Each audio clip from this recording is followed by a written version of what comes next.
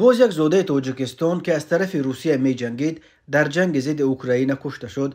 کنستانتین دومنیکوف زوده شهر تبوشهر و حول شهر استقلال در شمال تاجیکستان که همگی 40 سال داشت و در نویه پتروفسکی ولایت ساراتوف روسیه به سر می برد. در پتروفسک زن و دختر 4 ساله و مادرش را تنها باقی گذاشت و در اوفا پدر نفقه خورش را. درباره هلاکت این زوده تاجیکستان روز 26 دکامبر سال 2023 پایگاه خبری سر اینفورم خبر داد. بنا به اطلاع این نشریه، دومنیکوف روز 9 دکامبر در ولایت دونتسک در شرق اوکراین که یکی از جبهه‌های اساسی جنگ روسیه به ضد اوکراین به حساب می‌رود، هنگام اجرای وظیفه جنگی کشته شده است. کنستانتین دومنیکوف 20 فوریه سال 1983 در شهر تبوشهر یا استقلال در شمال تاجیکستان به دنیا آمده است. خانواده آنها هنوز در سالهای 90 به نویه پتروفسک کوچیدند و دومنیکوف مکتب میانه را در مکتب دهه نوشکن ختم کرد.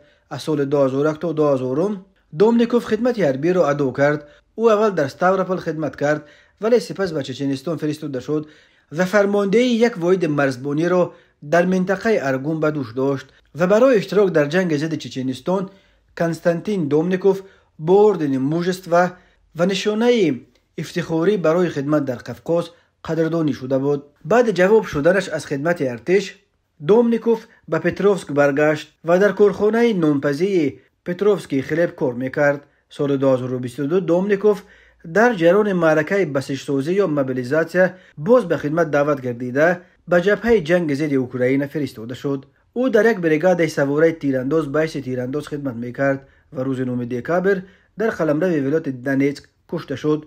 روسیه 24 فوریه سال 2022 با بهانه گویا حمایت از اهالی روزبان دنباس به اوکراین حمله کرد. طی 22 ماه گذشته از آغاز این جنگ که مقامات روسیه آن را همچنان سرسختانه نه جنگ بلکه عملیات مخصوص حربی نام میبرند، از هر دو طرف 10,000 نفر کشته شده، تقریبا 500,000 آدم زخمی شدند.